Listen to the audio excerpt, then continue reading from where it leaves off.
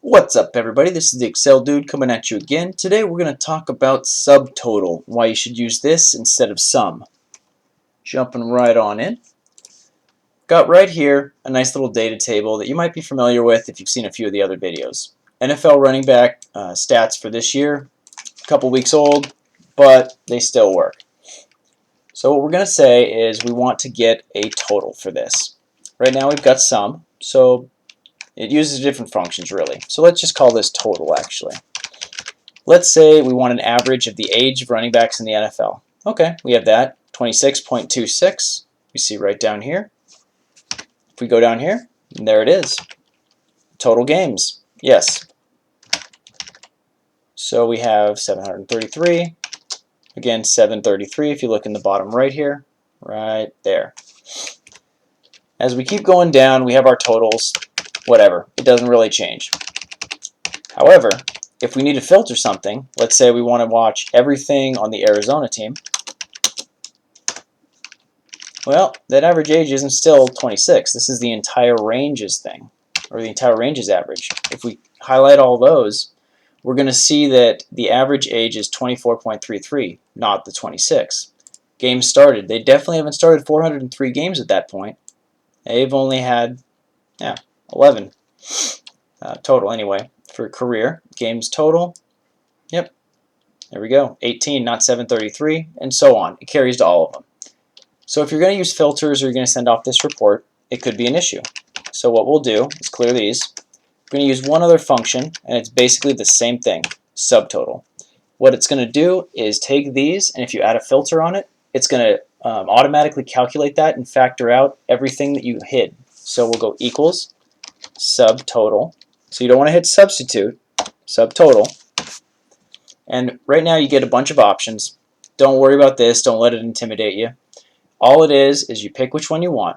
So if we want a sum, okay, we'll click that. Or we can enter a 9. But right now this was an average. So we double click that. And what do we want to do? So we want to get the average age. We'll click. Oh, that's right. Got to do your comma. Don't forget that. Then you highlight what you want. Same thing. Age. Close the parentheses. Hit enter. And there you go. It's the same right here, except when we go up here and go back to Arizona, it'll be adjusted for the total. We change the team, just Arizona, okay. What do you know? 24.333, 24.333. It works with just about any function you're going to use.